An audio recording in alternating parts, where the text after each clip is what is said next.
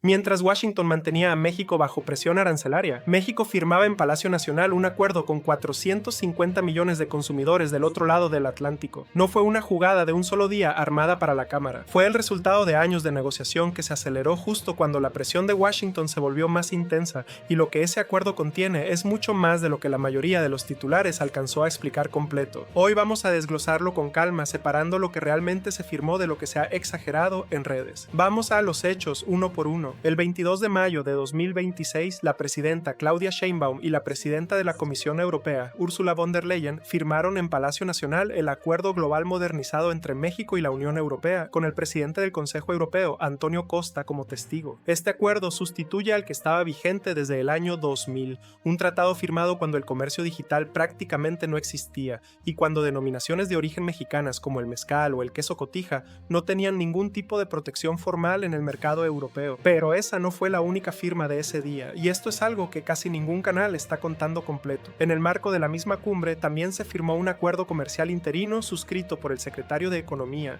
Marcelo Ebrard, y por el comisario europeo de Comercio, Maroš Šefčovič. Y además se firmó una carta de intención para conducir un diálogo político y estratégico sobre asuntos globales, esta vez entre el canciller mexicano, Roberto Velasco, y la alta representante de la Unión Europea, Kaja Kallas. Es decir, no fue una sola firma simbólica, fueron 3 instrumentos distintos, cada uno con su propio peso, firmados el mismo día por 3 parejas de funcionarios distintos. ¿Qué contiene exactamente el acuerdo principal? Según el comunicado oficial de la Secretaría de Relaciones Exteriores, establece una desgravación arancelaria sobre el 86% de los bienes agropecuarios mexicanos, mientras que otras fuentes hablan de una liberalización cercana al 99% del comercio total entre ambas regiones. Protege mediante indicaciones geográficas productos mexicanos emblemáticos, el mezcal, el tequila, el queso cotija, el chile habanero de Yucatán, el café de altura de Chiapas y Veracruz. Flexibiliza las reglas de origen en sectores como el automotriz, el aeronáutico y el químico, y abre de forma recíproca los mercados de compras públicas. Empresas mexicanas ahora pueden competir por contratos gubernamentales europeos y viceversa. También incluye un tribunal de inversiones para la solución de controversias, algo que el tratado del año 2000 tampoco tenía. Y hay un capítulo completamente nuevo, comercio digital, que el acuerdo original ni siquiera contemplaba, simplemente porque la tecnología de la época no lo permitía. A esto se suma algo que tampoco existía antes, cláusulas vinculantes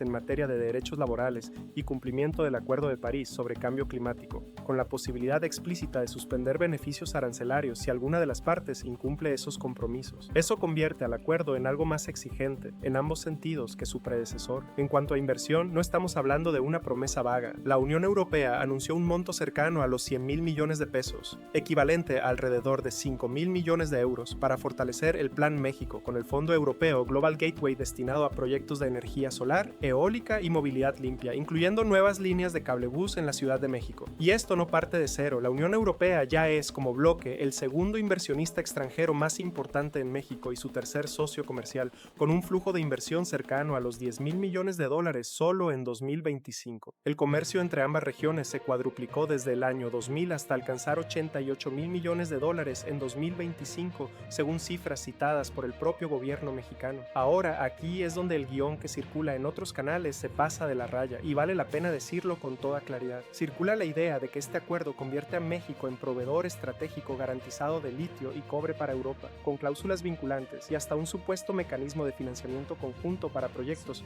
de litio en Sonora. No encontramos ninguna fuente oficial que respalde eso. Lo que sí dice el comunicado real es más modesto, aunque igual de significativo. La Unión Europea invertirá en la transición energética mexicana, respetando la soberanía nacional sobre los recursos estratégicos como el litio y el cobre. Es una declaración de respeto a la soberanía, no un contrato de suministro. La diferencia importa porque exagerarla es fácil, pero no es lo que realmente se firmó, y presentarlo así solo debilita la credibilidad de una noticia que ya era importante por sí sola. Y hay otro punto donde el guión original se equivoca en algo todavía más relevante. Presenta este acuerdo como un golpe calculado contra Washington, casi una venganza diplomática coordinada acompañada con la humillación pública de un funcionario estadounidense el mismo día. Pero cuando le preguntaron directamente a Sheinbaum si había una contradicción entre este acuerdo con Europa y la revisión en curso del TMSE con Estados Unidos, ella respondió exactamente lo contrario a lo que sugiere esa narrativa. Dijo que no son contradictorios, que fortalecen a México, que fortalecen a Europa y que fortalecen también a Estados Unidos. Esa cita es real y hay que respetarla porque cambia por completo el tono de lo que en realidad está pasando. No es una ruptura con Washington, es una diversificación deliberada mientras la relación con el norte sigue su curso en paralelo, con la revisión del TMSE avanzando en las semanas siguientes. ¿Por qué entonces esto sigue siendo una noticia grande sin necesidad de inventarle dramatismo? Porque el contexto real ya es lo suficientemente dramático. Este acuerdo se firmó mientras Estados Unidos mantenía un arancel adicional del 10% sobre buena parte de las importaciones bajo la sección 122 de su ley de comercio, vigente desde finales de febrero de 2026, y mientras México y Estados Unidos negociaban en paralelo la revisión del propio TEMEC. En ese contexto, que México haya cerrado un acuerdo de esta magnitud con la segunda economía más grande del mundo no necesita ninguna coincidencia inventada para ser relevante. Lo es por sí mismo. Antonio Costa, el presidente del Consejo Europeo, lo dijo con una frase que vale la pena repetir completa. Calificó el acuerdo como una auténtica declaración geopolítica y afirmó sin rodeos que la Unión Europea necesita a México. Von der Leyen, por su parte, lo llamó un fantástico acuerdo y destacó la creación de empleos que ya ha generado la relación bilateral previa, además de subrayar que la eliminación de aranceles sobre prácticamente todas las exportaciones agrícolas mexicanas representa una oportunidad enorme para las empresas europeas atraídas por el talento y el dinamismo del país. Para un productor de aguacate en Michoacán o un exportador de mezcal en Oaxaca,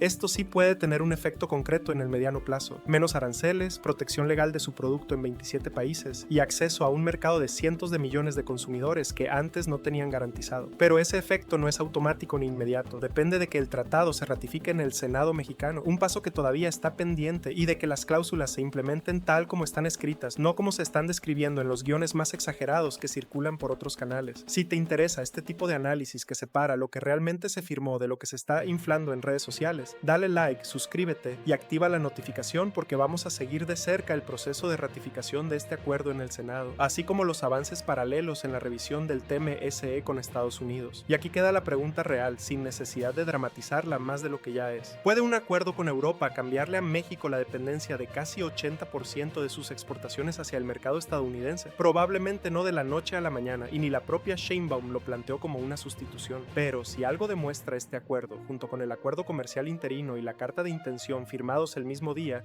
es que México se está moviendo con hechos y con fecha firmada hacia tener más de una opción sobre la mesa, mientras mantiene abierta y en curso su relación con Washington. ¿Tú qué opinas? ¿Este tipo de acuerdos realmente le dan a México más margen de negociación frente a Estados Unidos, o la dependencia del mercado estadounidense es demasiado grande como para que algo así cambie las cosas en el corto plazo? Déjalo en los comentarios y nos vemos en el siguiente video, cuando tengamos noticias del proceso de ratificación en el Senado.